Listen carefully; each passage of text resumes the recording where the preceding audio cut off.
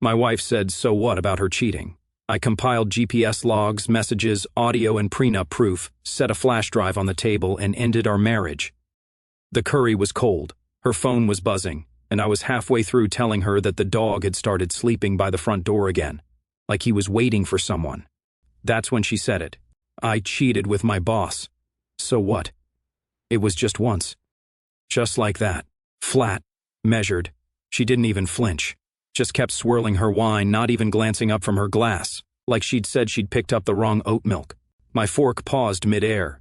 I looked at her, not through her, not past her, at her. And in that still moment, I realized something bone deep. She wasn't telling me to confess. She was telling me to dare her to feel bad. I didn't give her that. I didn't ask for names. I didn't ask when or where or what he said to her that I hadn't in 15 years of marriage. I didn't ask anything. I simply put my fork down, carefully, silently, on the edge of my plate, took a napkin, wiped my hands, folded it neatly like I was packaging the last civil conversation we were ever going to have. Then I stood up. She didn't even look at me. Just kept eating like I was a weather pattern she'd already read the forecast for. No, I'm sorry. No, it was a mistake. Not even a goddamn shrug. And that's when I knew this wasn't the start of something. It was her finale. A closing monologue she'd rehearsed while applying mascara in the rearview mirror of her boss's Audi. The line she'd been dying to drop just to see how I'd crumble. But I didn't. I walked to the sink, rinsed my hands with the same calm I used when troubleshooting corrupted server backups, dried them slowly. Watched the condensation creep down the window above the sink like it was trying to escape too. Behind me, her fork clicked on her plate. She poured more wine. I opened the fridge, pulled out a bottle of water, and took a long sip. Measured, cold, grounding. Not because I was thirsty.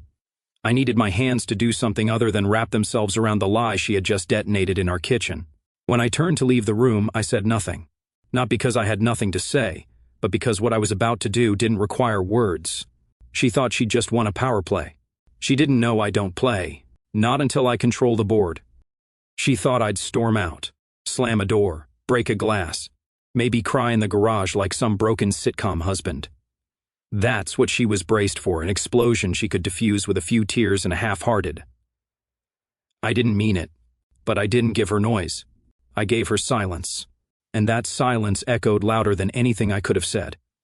I went upstairs, calm steps, no rush, no theatrics, the kind of quiet that unsettles predators when they realize the prey isn't running.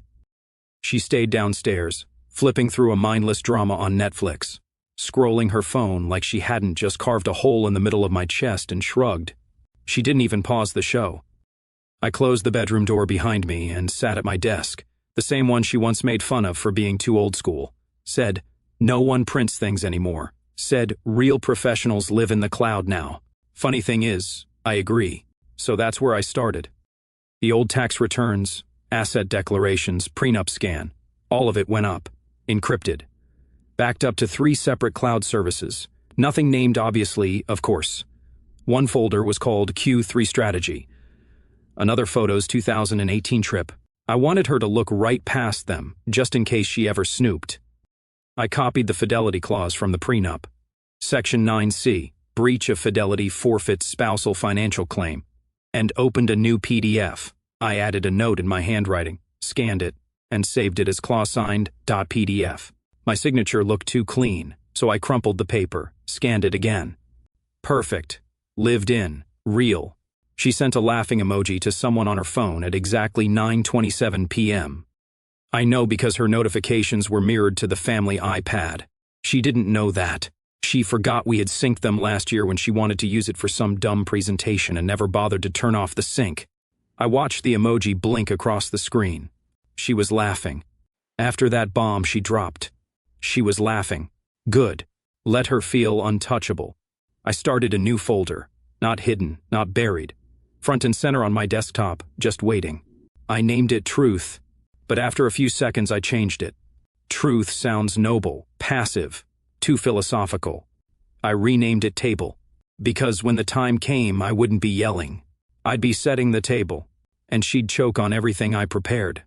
Inside that folder, I began placing things. Screenshots from her cloud backups, A timeline of her work late nights aligned with rideshare receipts. A copy of the Slack message she once showed me from her boss about grabbing drinks without the team. I cross-referenced the message timestamp with a credit card charge, hers at a hotel bar. 2 nights later, another charge, same hotel. Oh, and her GPS location, tracked by the family safety app. She thought it was just for our dog walker, but it updates in the background as long as she has it installed. She never uninstalled it. She thought I was slow, old, behind the curve. What she never realized was, I'm in it. I build recovery plans for systems people forgot existed. And she's just another corrupted one I'm about to shut down. She went to bed humming. I heard her from downstairs, brushing her teeth, walking barefoot across the floorboards, the creak of the mattress as she crawled into our bed like she hadn't detonated 15 years of marriage between bites of takeout. She didn't ask where I was, didn't call out, didn't come looking. Tara was used to me vanishing into my quiet places. That's the thing about being married to someone like me, you stop noticing when we go silent. Until that silence becomes the only thing left in the room. At 11:42 p.m., I stood in the garage, driver's side door open, radio off, phone face down. The engine wasn't running. I didn't need motion. I needed stillness. Something about the hum of the air duct, the faint scent of WD-40, the hollow echo of my own breath. It helped me think. On the passenger seat sat a black flash drive, nondescript, 64 gigabytes. The kind we get in bulk for vendor demos. On it, everything. Her texts, her GPS routes. The night she said she was at a team building retreat and I found the matching Uber Eats receipt delivered to a hotel 2 towns over. Her voice recorded mid-laugh as she told someone on the other end, he still thinks I'm on a Zoom call. Poor guy. And the prenup, of course. Highlighted, notarized, signed. Her signature still smooth and confident, like she believed it would never matter. I looked at that flash drive the way you might look at a final chess move. Not flashy, just definitive. At 3:17 a.m., I wrote a note. 7 words. No threats, no pleading, no anger. Just a sentence. Neutral, clean. You always said I was predictable. I folded it once, tucked it into a plain white envelope, and slid the flash drive behind it. It made a soft plastic click against the paper. On the front of the envelope, I didn't write her name. I wrote one word. Enjoy. There was something almost surgical in how it all came together. Cold, precise, no drama. I didn't even hear my own heartbeat anymore. I went back inside. The lights were dim. She was asleep, breathing soft and shallow. No trace of guilt in her face. No flicker of remorse twitching behind her eyelids. I stood there a minute, just looking. I realized I didn't recognize her anymore. She looked like a stranger playing house in my life, borrowing my routines, sleeping in my bed, walking my halls like she'd earned them. I didn't kiss her goodbye. Didn't even pull the door all the way closed. By 5:15 a.m., I had showered, dressed, and left the house. Before I walked out, I placed the envelope exactly where it needed to be, on the kitchen table, centered, facing her chair. It would be the first thing she'd see when she came down for her morning coffee, still smug from the night before. Let her sip her espresso with a splash of dread. Let the flavor change in her mouth the second she saw that word. Enjoy. The drive didn't scream, it didn't accuse, it didn't dramatize. It simply presented. Folder 1. Messages. Time-stamped. Screenshot. Clean as a lab report. Conversations with her boss. Late-night strategy talks. Emojis that said more than words ever could, and one particularly bold message that read, "The way you looked at me in the elevator made me forget I'm even married." He replied with a heart. She replied with a hotel name. No further explanation. Folder 2. Locations. Pulled from the Find My family safety app she forgot was active. It didn't matter that she turned off location sharing in her iPhone settings. Apps talk. AP's whisper. March 9th, 6:42 p.m. Tara's phone parked in a Holiday Inn Express parking lot for 4 hours. She told me she was catching up on a presentation at a Starbucks. 2 days later, same hotel, same boss. Uber receipt time-stamped to the minute. It lined up so perfectly it felt like watching dominoes fall in slow motion. Folder 3. Audio. She never knew I'd upgraded the security cams. The kitchen mic caught her talking on speakerphone one night while making a salad. Tara laughing. He's never going to leave his wife. But I don't care. I like the risk. The sound of the knife chopping cucumbers right after that. Genuinely chilling, like she was slicing guilt into chewable pieces. Folder 4. Legal. Scanned PDF of our prenuptial agreement. Section 9C. Violation of the monogamy clause. Voids all claims to jointly acquired assets. Her signature, clear as day. Right under it, a new page. My fresh signature, dated. A notarized declaration. I intend to file for divorce upon confirmation of the breach outlined above. No threats. No hypotheticals. Just confirmation and execution. Each file was named in perfect order. 01_message_log.pdf. 02locationtracking.csv. 03_kitchen_audio.mp3. 04_prenup_scan.pdf. 05_declaration_notice.pdf. No weird labels. No vengeance-fueled monikers like cheater-proof or Terralese that would have cheapened it. No. This was done with sterile precision. It wasn't revenge porn. It was a data set. By the time she'd click open the drive, she wouldn't be wondering if she was caught. She'd be calculating how long I'd been documenting. The answer, long enough to make sure when she said, "So what?" the universe finally answered back. My phone lit up at exactly 7:42 a.m., while I was sipping bitter office coffee across from a man named Ron Leovitz, divorce attorney, veteran of 1,000 scorched earth breakups, and the kind of guy who doesn't blink when someone says, "I want her out of the house, out of my accounts, and out of my future." The screen showed, Terra Mobile. I didn't answer. Ron slid a legal pad toward me. Timeline, documents, digital proof. You said you have it all. I clicked open the folder on my laptop, labeled for counsel, mirrored directly from the one called table. I nodded. All dated. All backed up. Another buzz. Text message. Tara, what is this? What is this? Third buzz. Tara, Calvin, please call me. I didn't mean it like that. Ah. The backpedal had begun. I imagined her standing at the kitchen table in her overpriced robe, espresso cup trembling slightly in her hand. The envelope torn open like she thought it might contain flowers or an apology. And instead, truth. Cold, curated, brutal. I could practically hear the catch in her throat when she realized the USB wasn't for us to talk through it. It was the end of the conversation. Buzz. Tara, we need to talk, please. I didn't know you had this. Of course she didn't. She thought I was the guy who forgets birthdays unless Outlook reminds him. The guy who double-checks locks twice because he's cautious, not calculating. She'd mistaken quiet for clueless, stillness for sleep. She forgot I spend 10 hours a day in systems that require fail-safes, rollbacks, and recovery protocols. I don't build things that can fall apart. So when she gambled our marriage on a one-night thrill with a middle-aged man-child in a corner office, she didn't realize I'd already started the exit sequence. She didn't see the backup plan sinking in the background while she laughed into hotel pillows. Ron skimmed the prenup printout, then looked up with a raised eyebrow. You highlighted the clause. Figured we'd save time, I said. He chuckled. You're a cold bastard. No, I corrected, sliding the flash drive across the table. I'm just done being the fool. Buzz. Final message. Tara. Kelvin. If we're still married, you owe me a conversation. I put the phone face down, not on silent. I wanted to hear the next buzz. I wanted the room to vibrate with her unraveling. She was spiraling now. Not because she cheated, but because she realized I'd prepared for it. Quietly. Methodically, with the kind of patience that doesn't shout, it just executes. The moment she realized the envelope wasn't a bluff, she went full scorched earth. At 8:04 a.m., the first damage control instinct kicked in. She tried to wipe her phone. I know because I received an alert from our shared Apple ID that her device had performed a factory reset attempt. Childish, desperate, and about 4 days too late. I'd already mirrored her iCloud to a cloned archive on a separate server weeks ago. Time-stamped and sealed. Hell, even her deleted items had been preserved in triplicate. She was calling it smoke. Her second move, she called him. Mr. Strategic Vision himself. Her boss. Also married. Also very much a poster boy for the kind of executive her company paraded in front of investors when they needed to appear stable, ethical, trustworthy.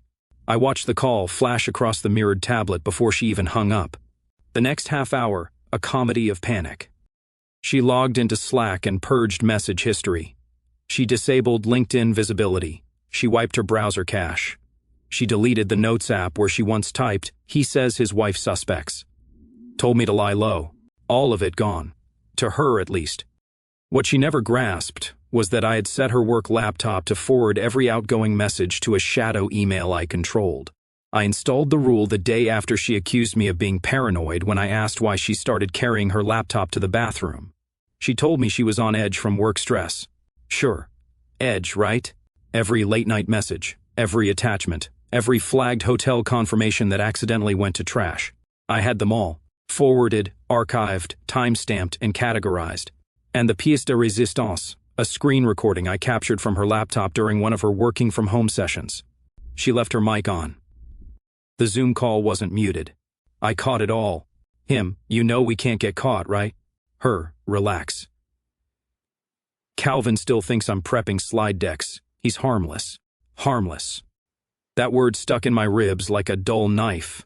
She thought I was harmless because I wasn't loud, because I didn't pace or throw things. She mistook peace for weakness. Her company. Hardcore corporate compliance. One of those stiff, PR-obsessed, we-value-family kinds of firms that sends out monthly HR memos about ethics and leadership.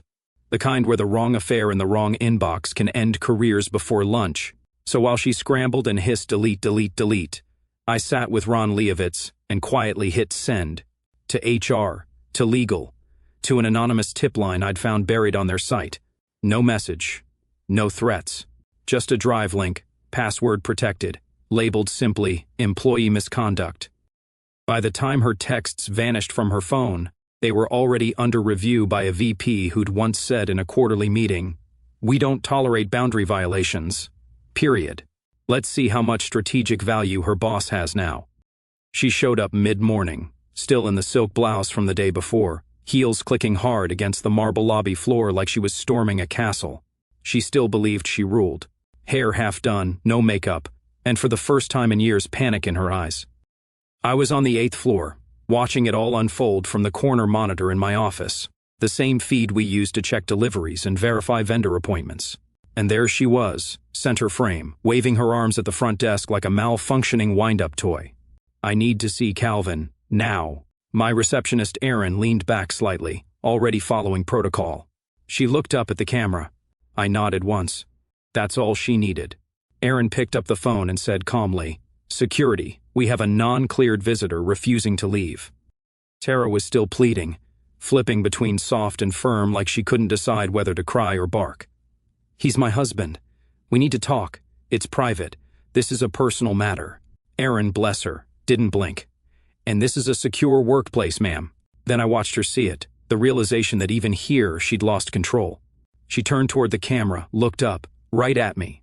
And I looked back. Cold. I picked up the office line and buzzed down.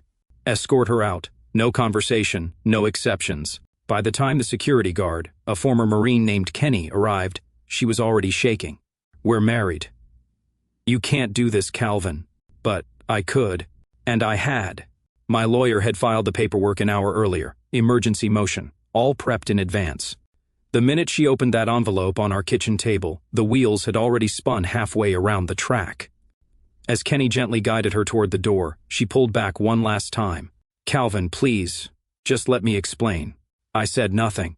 I didn't even turn off the feed. She was escorted through the lobby glass doors, her reflection warping in the metal trim like a ghost being peeled off the life she used to own. The other employees watched. They always do, especially the ones who never liked her, the ones she dismissed at holiday parties, the interns she cut off mid-sentence. They didn't say a word, but they saw. Reputation, after all, isn't lost in fire. It's eroded quietly, like this. In the silence that followed, I stood, closed the browser tab, adjusted my tie, then went back to work. The fall didn't happen all at once. It began, like most corporate executions do, quietly, with euphemisms. Personal leave, they called it. Her boss, Greg F., who used to strut around like a man holding court, suddenly went off the grid. No morning briefings, no Zoom links, no let's circle back emails. His calendar simply disappeared. Tara noticed first. She texted him, called. No answer, not even a read receipt. The man who used to text her "can't stop thinking about you" during staff meetings now couldn't be bothered to type a single emoji. By day 2, the whispers started. HR had launched an internal review. Not public, not loud. Just that eerie kind of hush that descends right before the lights flicker and the axe swings. They called her in on a Thursday. Conference room C, neutral beige walls. Legal counsel seated quietly in the corner, not introduced. That's when she knew this wasn't about team dynamics. This was an extraction. The HR rep didn't even ask her to sit before sliding a folder across the table. "We received some material concerning your conduct." Tara flipped it open, still trying to maintain composure. Screenshots, message logs, a transcribed audio clip, the same one she laughed through in our kitchen. He's never going to leave his wife. But I don't care. I like the risk. There was even a still image from the hotel lobby camera. Her and Greg. Not touching, but close enough that no one would believe it was a one-time slip.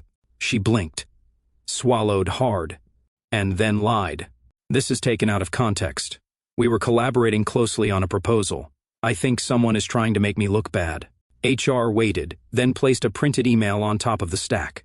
It was from Greg, dated 3 weeks ago. Subject line, "Let's keep this between us." At the bottom, his sign-off: "If anything happens, deny everything." The room went still. Tara stared at it like it was a foreign language. Like maybe if she blinked enough times it would vanish. But it didn't. No yelling, no moral lectures, just a flat, corporate verdict. "Your employment is terminated. Effective immediately. Due to breach of conduct and reputational risk, severance will not be extended." She opened her mouth, and for once nothing came out. They escorted her to her office in silence, let her box her things under supervision. One HR rep stood beside her while another quietly removed her ID badge access in the system. It was over before she even made it to the elevator. The worst part? It didn't feel like a scandal. It felt surgical. She texted Greg again later that night. Still no reply. Not a word. Not a syllable. He was gone. And now, so was she. It came at 2:13 a.m., the hour of ghosts, regrets, and now unsolicited apologies. The subject line read, "Please, no caps, no punctuation.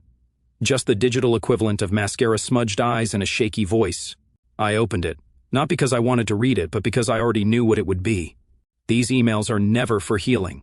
They're for control. It started predictably enough. No greeting, no dear Calvin, straight into the theater. I made a mistake. It didn't mean anything. I was stupid. Please don't destroy me. Not the first, I'm sorry. Not I betrayed you. Just a vague little it hovering like a ghost with no body. Then came the pivot. Let's go to therapy. You can hate me, but we're a team, you and me. We built a life. Ah, the nostalgia card, the selective memory trick. The same woman who said, "So what?" Now saying we're a team. Convenient. Next paragraph. The guilt bait. You never let people in. You always shut down. I thought you didn't care anymore. I was lonely. There it was. The gaslight. She wasn't cheating. She was reacting. I didn't get cheated on. I caused the cheating. Classic. Then came the real aim of the message. It always lives in the last line, like a tail on a scorpion. I lost my job. Please don't take everything else too. There it was. The admission of consequence. Not remorse, not empathy. Just a tally of losses she was trying to stop from growing. This wasn't love. It was damage control in prose form. I didn't reply. Instead, I printed the email, LaserJet, clean margins, 12-point font. I stapled it, slid it into a manila folder, labeled it by hand. Emotional leverage attempt. 1. Because this wouldn't be the last. No, this was just the beginning of her campaign. Sympathy first, then guilt. Then maybe anger when nothing worked. But I wouldn't bite. She wanted to reverse engineer our story. Rewrite the chapters. Reframe herself as the lost but learning wife who just made one mistake. But I already knew the ending. I'd written it. She just hadn't read it yet. It was a Sunday, bright, warm, harmless. The kind of day designed for denial. Tara chose a cafe with outdoor seating, her favorite one. The place with lavender lattes and overpriced avocado toast where she used to post self-care photos like she was untouchable. She wore sunglasses big enough to hide behind, and that cream sweater she always said made her look soft but successful. Her sister was already there, gossiping about some neighbor's divorce. The irony must have hung in the air like smoke. And then the courier walked up, casual, clipboard in hand, black vest, neutral expression. The kind of guy who doesn't flinch no matter how loud the implosion. Are you Tara Ellis? She blinked, then adjusted her glasses, trying to summon that corporate voice she used to shut down interns and baristas alike. Yes. The man didn't even smile. You've been served. Handed her a flat envelope, nodded once, walked away. Just like that. She didn't open it at first, just held it like a foreign object, as if maybe if she stared long enough it would self-destruct. But paper doesn't flinch. It just sits, heavy with consequence. Her sister leaned forward. What's that? Tara looked down, finally sliding one manicured finger beneath the tab. Opened it. One sentence at the top of the packet. Petition for dissolution of marriage. And beneath it, full invocation of the fidelity clause. Zero claim to shared assets. Custody of the dogs, both of them, with veterinarian records proving I'd been their primary contact for 6 years. Itemized breakdown of all protected trusts. Filed, stamped, uncontestable. She whispered it, almost inaudibly. My husband just destroyed me. The sister looked confused. Wait, what happened? But Tara didn't answer. She just stared at the papers like they were ancient texts from a civilization that didn't care who you used to be. Around her, brunch went on. Forks clinked, people laughed, waiters poured mimosas. The world didn't pause for her crisis. Why should it? For years she'd built her identity on perception, control, charm, clever little lies. But now she sat exposed, mouth dry, fingers trembling, unable to spin the narrative. Because this story wasn't hers anymore. I had taken the pen, and I wrote in permanent ink. She finally called, not to apologize, not to beg for love back, but for real estate. I need time, Calvin. Please, just to stay here until I figure things out. I can't go to my parents and I'm not staying with my sister. You know how she is. I let her talk. Let the desperation crack through the practiced poise. The woman who once said I don't believe in dependence now needed shelter from the very storm she brewed. I didn't yell.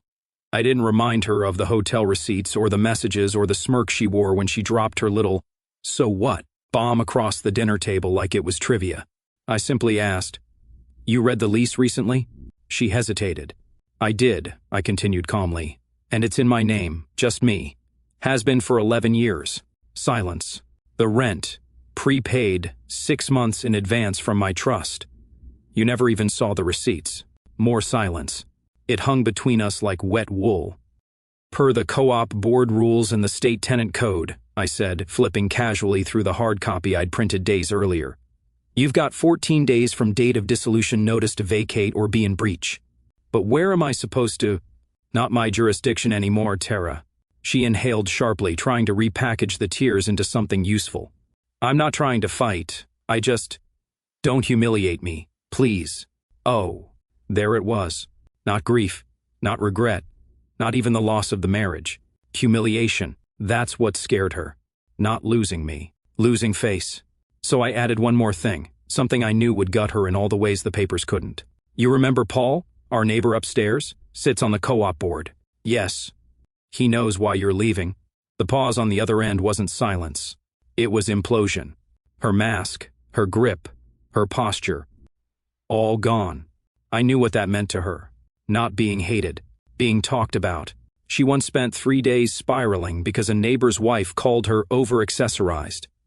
And now her carefully curated persona, the career woman, the perfect wife, the respected communicator, was being quietly dissected by the same building she used to rule with fake smiles and aggressive brunch invites.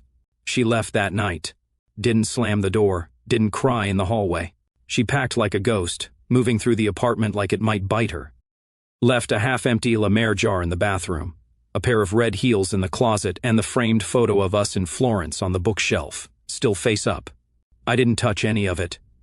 The next morning I had the locks changed. She still had 14 days, but she didn't come back. Not because she couldn't. Because for someone like her, nothing is more unbearable than being seen at her lowest. And now the walls she once held together with image and arrogance knew the truth. Her kingdom, gone. All that remained was an empty hallway echoing with a closing door, and the quiet, surgical sting of consequences finally catching up. Exactly 1 month later, almost to the minute, my phone lit up again. Her name's still there. Not because I forgot to block her. Because I wanted the final notification to arrive. One last pulse from a life already amputated. Tara, please, One coffee, one conversation. I want to feel human again. Human again. As if that was something I stole from her. As if her humanity hadn't withered the moment she looked me in the eye over General Tso's chicken and said, "So what?" I stared at the screen. I wasn't angry, not anymore. No more rage, no more plans, no more contingency folders. Just closure. She didn't want coffee. She wanted audience. She wanted to crawl out of the wreckage she built and borrow my dignity to prop herself up again. I typed, slowly, deliberately. No frills, no venom. Just truth, stripped of ceremony. You felt powerful when you said, "So what?" That was your moment. This is mine. Then I blocked her phone, email, socials. Even unsubscribed her Spotify from the shared playlist. I updated the filters on my inbox, flagged anything with her name to skip the inbox and head straight to trash. No more echoes. Then I walked into the kitchen. The table sat exactly where it always had, centered, unassuming, patient. I stood over it for a moment, remembering the envelope I had once placed there. The quiet weight of it. The way her world had shifted without a single raised voice. Now, nothing. No flash drives, no paper trail, no second chances. Just polished wood, empty and cold and clean. Exactly like my new life. She ended it with a shrug. I ended it with a period.